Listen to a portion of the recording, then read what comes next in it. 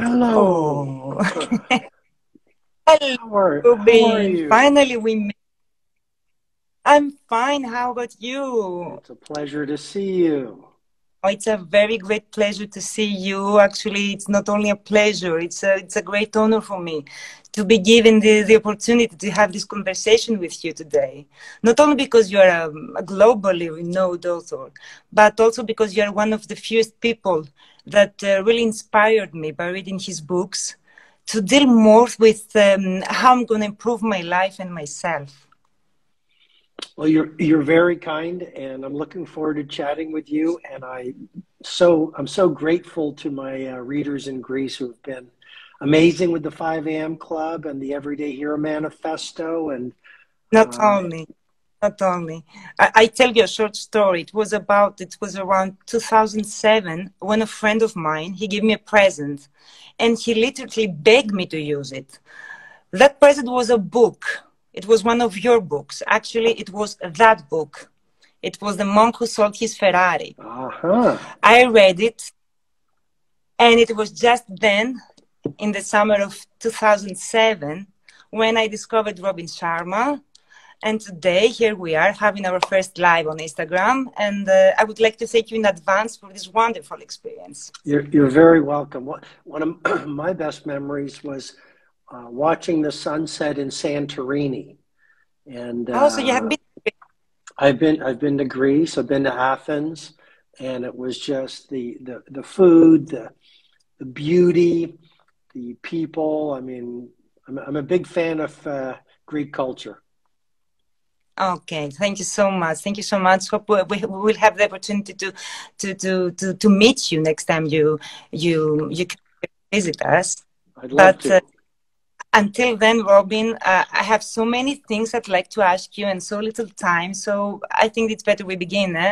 And Sure. please let me begin from the latest. I'm holding here your book that's named The Everyday Hero Manifesto. In this book, you reveal much more personal information about you, than in any of your previous books. And as you typically say, you find this process scary, but at the same time very comforting. Would you like to explain us why is that so? Sure. So, in the Everyday Hero Manifesto, it's a manual for exponential productivity. It's a handbook for living a world-class life. It's a instruction book to be a spiritual heavyweight. And yet you're right, it's by far the most personal book I've ever written. I spent 16 months obsessing about this book in the pandemic. I wanted every line right. Oh, I probably rewrote the manuscript 23, 24 times. It became like an obsession. It was like a love letter to remind people of their genius and their promise. And I thought the way to do that is to let people know I'm not some kind of a guru. I'm an ordinary human being. I grew up in a small town. I didn't have a silver spoon in my mouth. Eleonora, I've been on the top of the mountain. I've been in the valley of darkness. So I wrote about the time 10 years of my journals vanished. I wrote about some of the difficult times I've had. And why did I do that? Because I wanted people to understand that the methodology in the Everyday Hero Manifesto really works, but it's from a real person who's lived a life with highs and lows and has the scars that I wear as medals of valor for a life fully lived. so we could say that maybe this, let's say, sincere testimony from the bottom of your soul led the book actually to resonate more with so many of your readers all around the world. Is that so? Yes, Carl Rogers said exactly what you're saying. I mean, it's a very perceptive point you're making. Carl Rogers said, what is most personal is most universal. And I think, if we have the bravery to show our true selves and to be incredibly honest, as I always wanted to do when I wrote the 5 a.m. Club, it was so honest, but I still hid behind characters. I want, yes, so, sorry. And in the Everyday Hero Manifesto, I just thought, look, if I can be so honest and share my struggles, share my strengths, share the methodology that I've shared with billionaires and sports stars and famous people that has worked well for them to live amazing lives, but do it in a way that says, here's what I've experienced. I thought you're right. It would relate to my readers. And if I could relate to my readers and touch them, then the ideas and the tools would be more valuable. Okay, if I can use a few of your own words, I will use one of your favorite quotes as a conclusion to what you just said. I have read in one of your books something very, very interesting. You wrote that reading a book by someone you respect allows some of their brilliance to rub on you. I love going to art galleries, and I think the other day I saw, I was in Florence and I saw Michelangelo's David, the sculptor. And I love going to art galleries because I think spending time with beautiful masterpieces allows the artist's genius to rub off on you. Just being around the masterpiece. And, you know, I love books. My home is full of books. I think a home with lots of books is a beautiful home. So what I try to do is every day spend some time with a book of wisdom or a book of psychology or a book of business or a book of philosophy. But I really do believe that a book is a conversation with the author. And if you read the right book at the right time, the hand that puts down that book is a fundamentally different hand. And a lot of it, I think, comes from my father. My father said, you know, save on this, save on that, but don't worry about spending money on books. And so anything I didn't know, I've learned it from books. And I just, most of my life, I've read nonfiction because I always wanted, you know, give me some information that I could use right away. But now I read nonfiction, I read fiction, but I love books and they are conversations with the author. And you, when you write your books, what do you hope that the book will do for people? What a brilliant question. I would say, for example, the Everyday Hero Manifesto, we're in a plague. People are losing their businesses. People are suffering. People are, you know, they're not as mobile as possible. And there's so much uncertainty and volatility in the world. I wanted the Everyday Hero Manifesto to be inspirational, to give people hope. But hope without methodology is an empty victory. So I wanted to give people hope. I wanted to give them the tools that I've shared with many of the most successful people that have worked in my life. There's a lot of stories in the Everyday Hero Manifesto. So I wanted to touch them because, you know, in Greek culture, a good story is a good way to teach. I wanted there to be stories. I wanted there to be science. I talk about a lot of neuroscience of elite performance and happiness. So really, I wanted this book to be a love letter to people's genius, to remind them not to give up hope. And here's how you can be happier, healthier, more productive, more successful, and more soulful in the process in this world where so many people are giving up. Okay, actually, what someone understands by reading your books, and it's something that you also make it very clear in the manifesto, is that you want to help the reader to make the most of his potential. Is that right? Sure. What do you think, though, that are the most common factors that keep people from reaching their full potential? Well, I've been on a podcast tour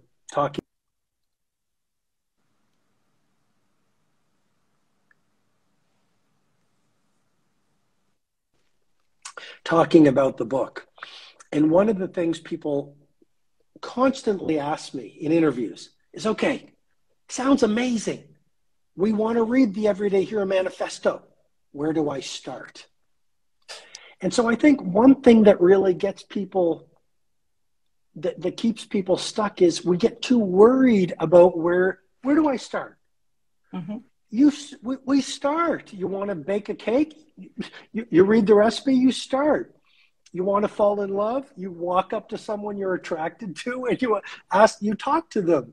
You want to get fit, and usually you live on the sofa, you take the first walk. You want to learn how to sail, you take the first lesson.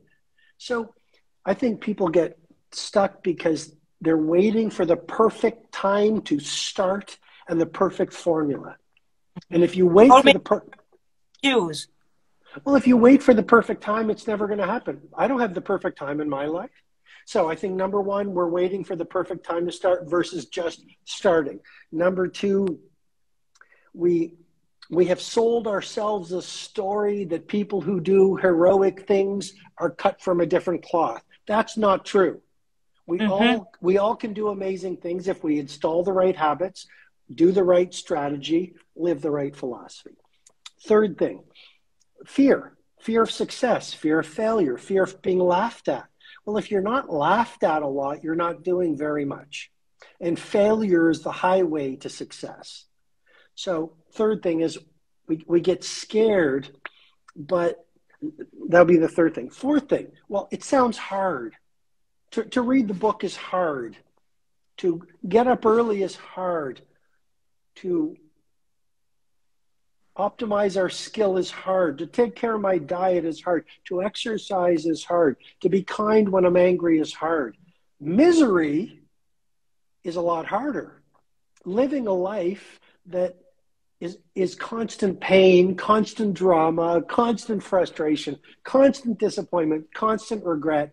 That to me is a very hard way to live.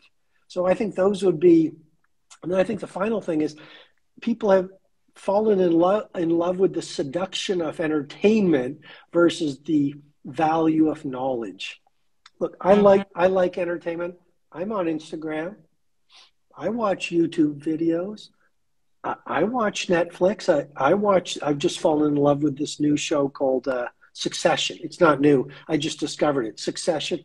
Entertainment is great, but spending your hours every day, let's say on Instagram, watching other people's lives or, these little short clips, it's not going to create any value for your heroism. It's not going to make the world better. It's not going to build beauty for your life. I see so many people in beautiful countries taking pictures of the monuments versus putting their phone down and actually being in the moment and letting the monument touch their hearts.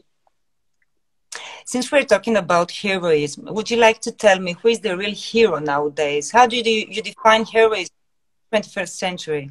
Well, it's a great question. We think of heroes like, we think of the Greek warriors. We think of the great Roman emperors. We think of Mahatma Gandhi, Nelson Mandela, Mother Teresa, Rosa Parks, Joan of Arc. But what about, and that's why I called the book The Everyday Hero Manifesto.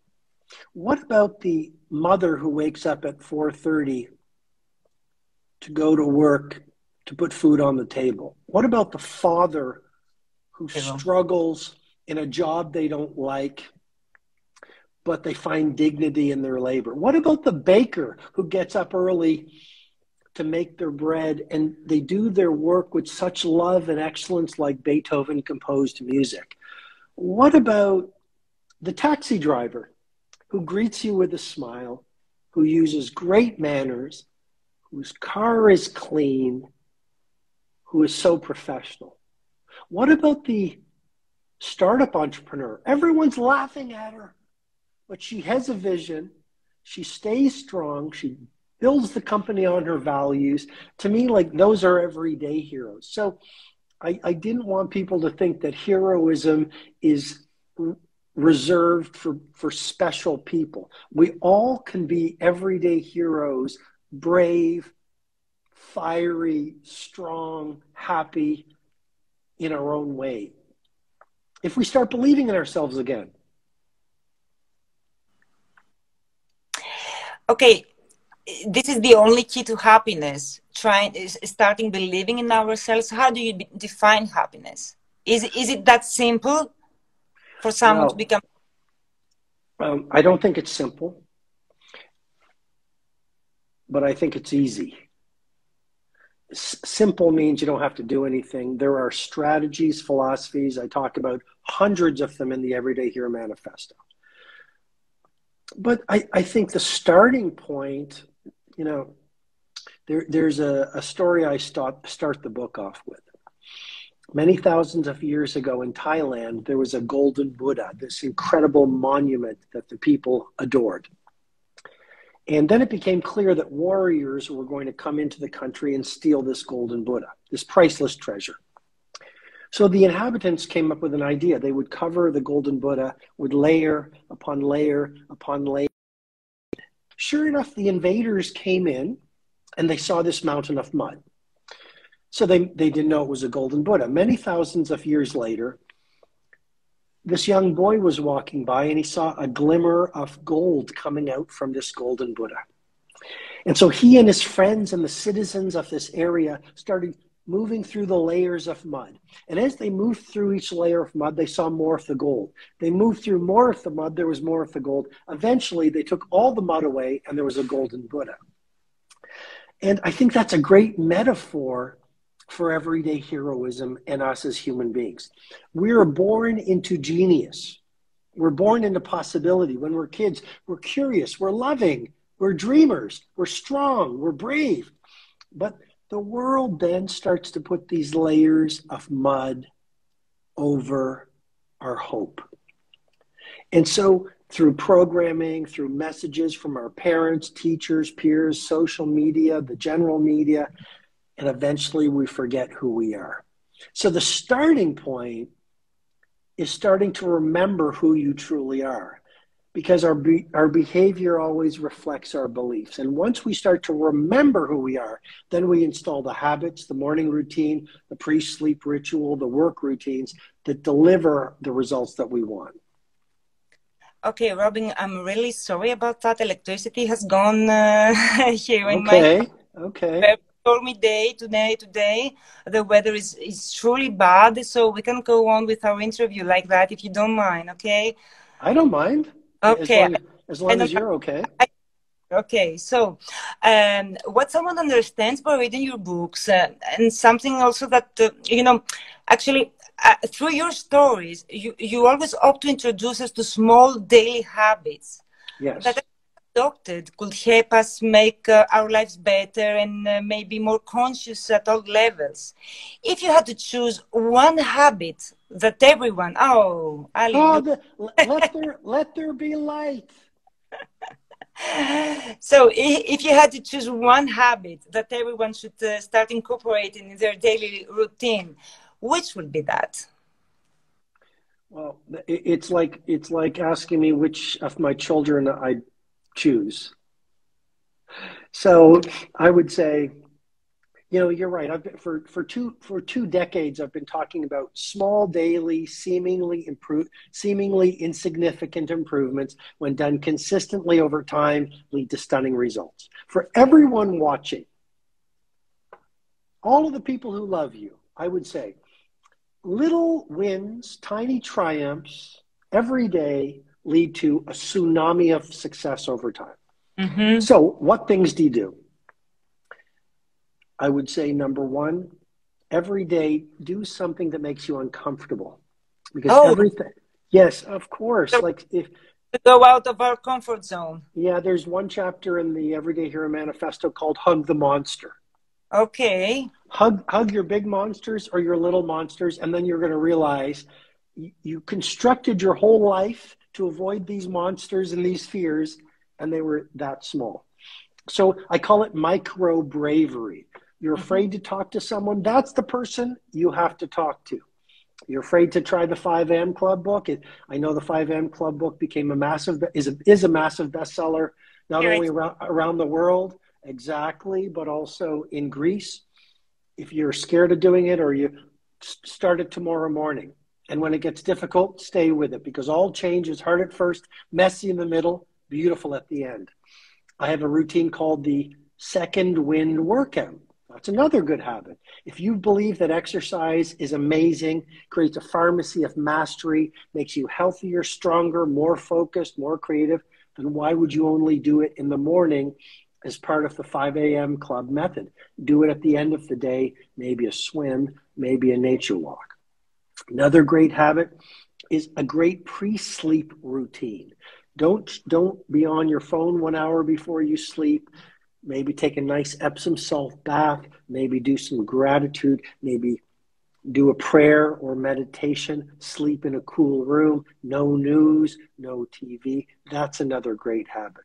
Another great habit is every day actively do one for one person. I think if you can, our job in many ways is to leave people better than we found them. And it's so easy to make someone happy. I was on the train. I'm in Europe, and I was on the train, and there was a woman with a child.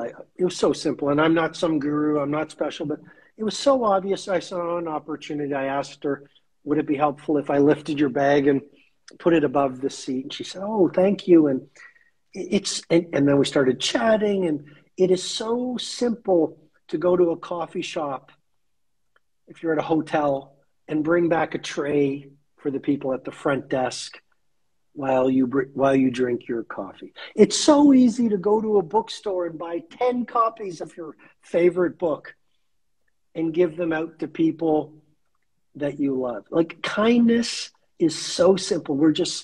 Sometimes we're so caught up in our heads, we forget about it. And I'm sure it's the same with you, Eleonora, but when I do something nice to someone, it's like I've won the lottery.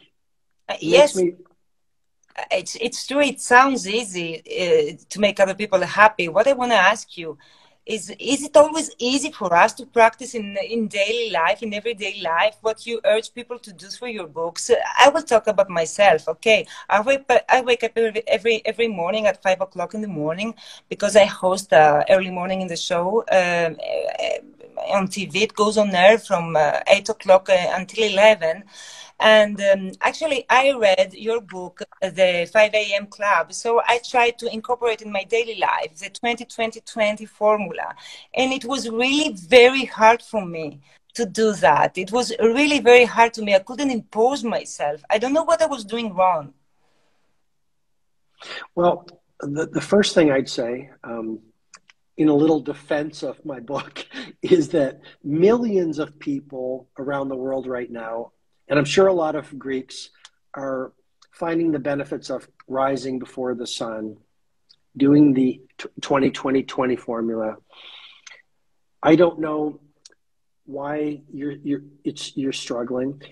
I'll admit it's always hard at first, but after a few weeks it gets much easier. And if we were sitting together, I'd like to know what's your pre-sleep ritual, because what you do before you go to sleep is extremely important before what you wake up. Secondly, I'd like to know what time you go to sleep, because if you're going to sleep too late, then it's going to be very difficult to get up. Then I'd love to know your daily routines, because there are things you can do that will make it much easier to get up early.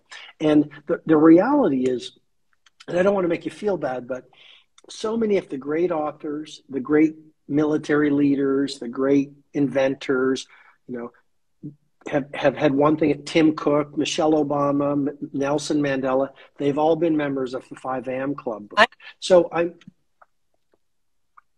I'm sure you can do it. We just have to find out the right routines. Now, you also asked, is it easy? Robin, all these things, like the Everyday Hero Manifesto, so many models, techniques. Is it easy? It's okay. It's okay. Don't worry. So, you know what I'd say? Why is there this attraction with easy in our world? To build a great relationship is not easy. To get healthy like Steph Curry or Michael Jordan was not easy. To win an NBA championship is not easy. To run a business is not easy. To be a great parent is not easy. To be your best self is not easy, but it's worth it. So why is there this? Well, Robin, and I'm not saying you. I'm just saying, why is there a love affair with easy? The great Spartan warriors, They used to say, sweat more in training and you'll bleed less in war. So we are built to grow as human beings. We are built to grow by doing difficult things. We are built to stress our bodies so our bodies become stronger. We're built to stress our intellect by reading difficult books so we build our intellect. So we must pursue difficult things, not, there's that light again. So we are built to do difficult things. As human beings, we are neurobiologically hardwired through. By doing difficult things, we stress ourselves, and in the stress is when we grow and become stronger. It's good, not bad. Is forgiveness among those things? Because in a recent Instagram post, you wrote that one of the secrets that really people and successful people, really happy and successful people do have is forgiveness. You know, Mark Twain once said, forgiveness is the fragrance that the flower sheds on the heel that crushed it. Forgiveness is almost the master skill, not only of happy people, because a lot of the reason why a lot of us carry our past and we're in pain is we just have not forgiven the unforgiven. But let's remember, forgiving is not condoning. Forgiveness is just understanding. I say this, there's a whole chapter on this in the Everyday Hero Manifesto. Forgiveness is just understanding that the person who hurt you did the best that they could based on the wisdom they have. And forgiveness is not only a gift for them, you let them go, they can be free. Forgiveness is a gift that you give to you, then you can be free. Secondly, I'd say forgiveness is incredibly important in business. If you don't know how to forgive, you're going to be angry with employees that betrayed you or weren't good to you. You're going to feel bad about business deals. Forgiveness is incredibly important. I do want to say one thing. I looked at your Instagram feed. I see you're a skier like me. Mm-hmm, yes, indeed. And I saw you were skiing with a child. That's I assumed it was your daughter. It's your daughter? Yes, that's my daughter. But actually, she was trying, to see how it works. But you did something that very few people did, and I really wanted to take a moment to sincerely appreciate you. You covered her face. Yes. With an emoji. I always do that. And to me, it shows what an excellent parent you are and what a thoughtful person you are, because if I was a little kid, I wouldn't want my face out there as a child. And I thought it was very respectful what you did to block out your child's face. It was very intelligent. Thank you very much. I always do that. I'm trying to protect you, and there's always criticisms all around us, and I want to avoid it. Since we're talking about criticism, how do you deal with that? Have you ever heard or maybe even read a critic that deeply saddened you? No, I don't know. I don't get any criticism. It's a strange thing. No, I'm joking. Well, I have to say, so what I'm saying is there's a chapter in the book called The Troll Deconstruction, and there's actually 9 points that will very clearly help people explain how to deal with critics. I would say critics are dysfunctional optimists. When we were born, we were all optimistic. Look at a kid. Yes. Look at your daughter, for example. We're just like right?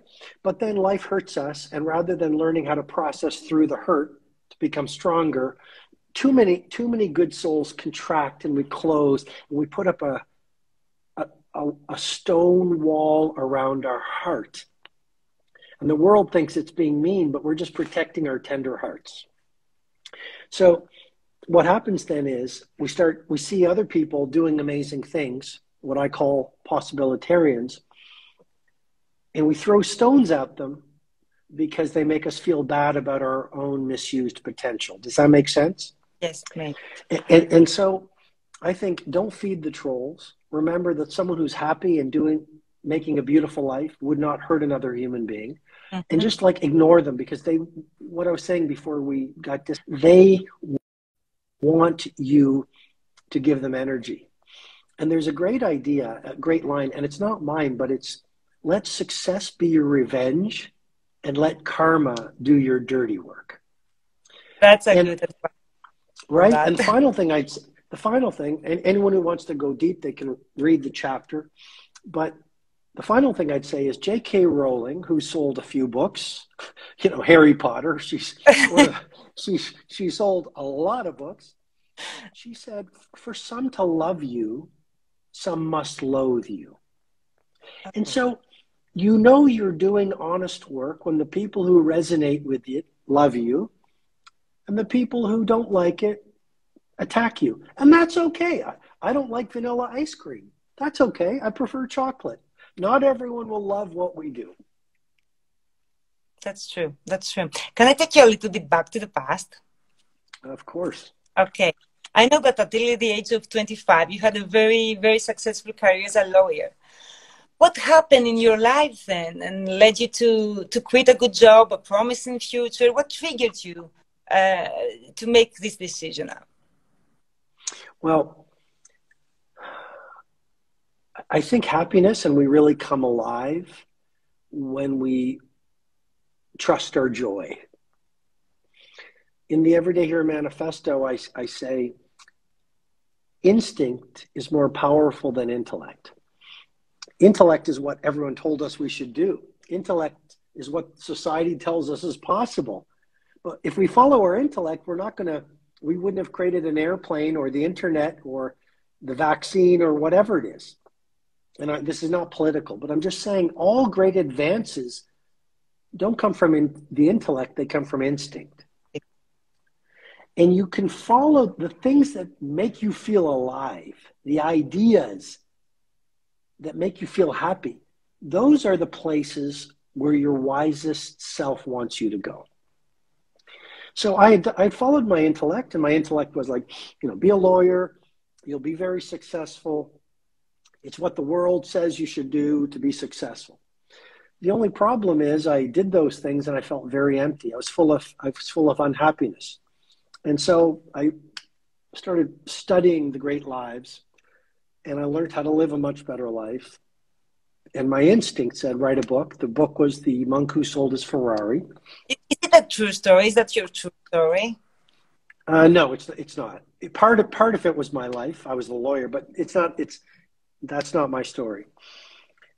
And for anyone who has a dream or a ethical ambition, who might think I've been lucky or it was easy, I just want to say The Monk Who Sold His Ferrari started off as a self-published book in a 24-hour copy shop.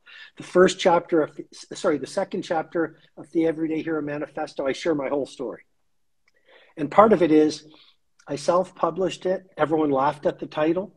People said, what does a lawyer know about a personal development book? I would leave 3 copies in a bookstore on consignment, which means if it doesn't sell, they can return it. I was on radio shows. People laughed at me. They made fun of me. But one day I was in a bookstore with my son Colby, who was about 4 years old at the time. And I was signing the 3 or 4 copies of the book as a completely unknown author. And there was a gentleman standing next to me. And he said, what a great title, The Monk Who Sold His Ferrari. And I said, look, I'm a lawyer, but I have this message and I know it'll help people. I want to get it out to people. And, there's not a lot of people who believe in me. And he reached into his pocket and he pulled out his wallet and he pulled out a business card. And on the business, exactly, the business card said, Ed Carson, HarperCollins. And 2 or 3 weeks later, they bought the world rights to The Monk Who Sold His Ferrari for $7,500. And what I want to say is synchronicity is destiny's way of remaining anonymous. So you wanted to become a writer. It wasn't something that came up later, eh? Well, I would say it did come up later. I was late 20s, and I never thought about being a writer, but a point came where I said, I'm going to write this book. And I thought it would just be a book in a 3-ring binder, not a real book. And it was my dad who said, if you're going to do a book, don't do 200 pages in a binder, make it a real book. So I funded it and I got a few thousand copies published and I started my journey. Mm-hmm. Okay, I know that you don't like to be called like that, but someone could say that you're a real guru of conscious life, that you actually have learned through how you filter your experiences of the years to deal with difficult situations and maybe hard feelings. What's your Achilles heel? I mean, is there any dark side of yours that holds you back from doing things that you like to do, and how do you deal with that? Well, I'm a human being, so of course I have my weaknesses and my shadows. I think there have been a few women and men who have graced the planet that had no darkness or no weakness. Those would be the Jesus, Muhammad, Krishna, maybe the Gandhis, Mandelas, Mother Teresa's. I think there's been some people who got to a place where they were all light. I believe that. And that would be enlightened. I am far from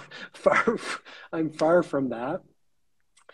But you know what I'd say is when you get to the top of a mountain, you see more mountains to climb. And in my growth and in my healing and in the Everyday Hero Manifesto, I talk a lot about a lot of techniques, not only on mindset and to become more positive and happy, but I talk a lot about trauma and heart set and how to release anger and shame, because I've learned that a lot of leadership and productivity and elite performance teachers don't talk about trauma, but it's the micro and macro trauma that we all experience as human beings that build up.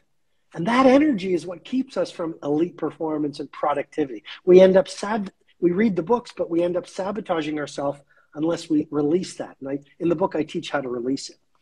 So I've done a lot of work. I still have a lot to work on. But what I would say is I have a lot of growth to do, but I have come so far in 21 years of working on myself. So I'm much better, but I have lots more to do. Look, I don't want to seem strict, but I want to ask you something very personal. I don't know if you want to share with us your biggest trauma. I don't know if it's something you could do that for us. Well, I've gone through a lot of trauma, and I would say one of the big pieces of trauma for me is many years ago I went through a divorce. Mm-hmm. And anyone who's gone through a divorce or a difficult divorce will tell you that's very traumatic. And then in business, I've had disappointments that were very difficult. And then I think, you asked me a very honest question. I think even when I believe we have egoic selves, and then I think we have great wisdom. And I call that in the book, it's our heroic self. And in many ways, I think the path of a human being is to do the work required and live the life that's been ordered for you, to turn down the voice of your ego so you can start to hear your true self, which I call your heroic self. I think we all have such love in our hearts. I think we all have such wisdom deep within us. I think we all have such opportunity to do amazing things with our life. And those don't have to be big. Amazing can be small. So just to finish it, I think if you start to trust that wisdom, that silent whisper, you'll face some times in your life where you're in the wilderness. And it's not trauma in the traditional sense, but it's very traumatic to be going through those dark nights of the soul. And I'm sure many of your listeners and watchers understand what I'm talking about. These are periods in a life of someone who wants to awaken, where they just feel alone, or they just have difficult dreams, or they're just going through a season of life that looks like something is wrong. But what I've learned is those times in the spiritual wilderness, everything is right. And you might not, I talk about this in the Everyday Hero Manifesto. it might not be worldly productivity where you're up at 5 doing your routines, but it is the most important productivity. It's the productivity of your soul where you're releasing your limitation. I don't know if it makes sense. Some people might not understand it. I think many of you, I'm sure you understand it, but I did want to say it because it's not talked about enough. Do you believe that people do change, Robin? Well, I would say, of course, people change. People change every single day. People fall out of love, get a broken heart, and they heal. Is that not change? People start a business and let go of their previous life. Is that not change? People who never exercised go for a walk and then become marathon runners. Isn't that change? People read a book and develop a new idea. Isn't that change? People watch a podcast and adopt a new diet. Isn't that change? Of course. Millions of people change every day. We are built to change. Could you please describe us your daily routine? You know, you told me before that you would like to know more things about my daily routine to see what I'm doing wrong and I can incorporate in my daily life the 20-20-20 formula. But could you please describe us your routine? What time do you wake up every morning? What's the first thing you do? At what time do you go to bed? What's the last thing you do? Well, I'm an artist, so sometimes I live my life in seasons. And I talk about the high excellence cycle and the deep recovery cycle. When I'm in a season of productivity, like when I wrote the Everyday Hero Manifesto, I'm up at 4:15. I exercise. I do, read the 5M Club book. I'm doing all those things. Second wind workout, 2 massage protocol, 5 great hours rule, etc. So I do that. But then as an artist, I've learned not to be so strict with myself all the time. And I talk about much more of that in the Everyday Hero Manifesto. I think there are times, like a farmer, there's times to plant and be very productive. And then there's times to rest and let the seeds grow. So in the high excellence cycle, I'm up early, I'm exercising in the morning, I'm doing my nature walk at the end of the day, or I love to mountain bike, my second wind workout. I get 2 massages every week. I have a very clear schedule. I talk about how to schedule my family dinners. Okay. But then when I'm not in that cycle, like I finish the book, I rest more, I sunbathe more, I give myself permission to enjoy the fruits of my labor more.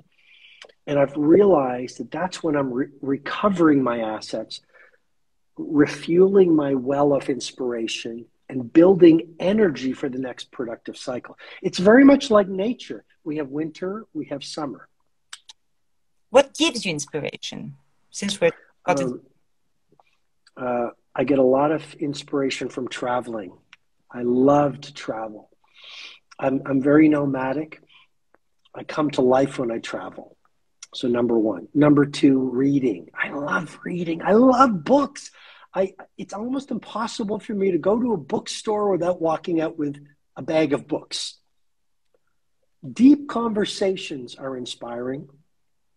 Art is inspiring. I love food. One of the things I love about Greece, I love your food. I love the food so much. What's your favorite dish? Just simple, like very simple, like, the good feta cheese, maybe some nice fish, a little bit of olive oil, a little bit of sea salt. In Italy, they say semplice. To me, the best, semplice. It's like the best food is fresh ingredients, skillfully prepared, if possible, on a fire. Okay. Quick, it's upload. You should learn it. So if you come again in Greece, you can use it. Upload. Upload. Well, I have a big list. Greece is at the top of my list, and people have told me visit Naxos. Naxos, of course. They've told me, and then I've been reading a lot about Ixia. It's where the place where everyone lives forever. Crete. No, Icarus. Like I think it's like yes, yes. But I've been to Santorini. I've been to Athens. Loved them, but I want to explore Greece much more. But yes, food is very inspiring. Kind people really inspire me. You know. Nature is deeply inspiring to me. Like just, you know, whether it's snowflakes or sunsets, you know, the color of leaves. I love sailing, like being on the ocean. So those would be some of the things that, and people who are doing good. That really touches me, you know, brings tears to my eyes when I see people doing good. Robin, I see that our time is running up, so we have to come to an end with a very constructive conversation. But I would like you a few last words before we say goodbye to our Instagram friends. Whatever you want. Well, you know, I wrote the Everyday Hero Manifesto as a love letter to people, and I think people are really struggling right now. And I would really encourage people to read the book because it's not only a book on inspiration, it's a book full of ideas that will really serve people in this troubling time that we live in. I wrote the book with love, and I hope people are going to feel the love I put into it. I'd say, secondly, I was going through a very difficult time in my life, and a mentor said, "This too shall pass." Mm-hmm. It sounds so simple, but it was like honey on my heart. You know, and the world we're in right now, I've never seen it so strange, but it's going to pass. And we've been in plagues before. There have been, you know, pandemics, and it made us stronger. So I just have to say, for anyone who's struggling, it will pass. If you can't go out, go within. It's a great time to work on yourself. Read. It doesn't have to be my book. Read the books you've wanted to read, but were too busy to do so before the pandemic. And then the final thing I'd say is be kind. You know, we're all brothers and sisters on a small planet in a universe with, I think, trillions of galaxies. Be kind to your brothers and sisters on this planet. Be kind online. Be kind to your family. And most importantly, be kind to yourself. I'm not perfect, you know, but learn to be kind for how far you've come and honor the person you are. Because I think when you're kind to yourself, you're much more readily kind to other people.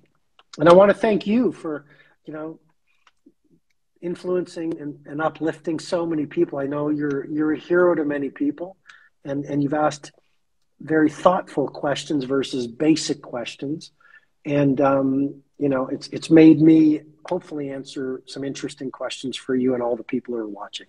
Thank you so much. The pleasure and the honor was mine. It was wonderful spending an hour with you. I wish we had more time, but I really, really, really look forward in hearing you again, or maybe in seeing you here in Greece. It will be a very great pleasure for us.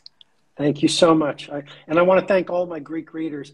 In the world, some of my most loyal readers have been the readers in Greece. I'm so grateful for making the 5am Club such a big book, and I hope they'll love the Everyday Hero Manifesto as well. We're grateful for me. Thank you so much.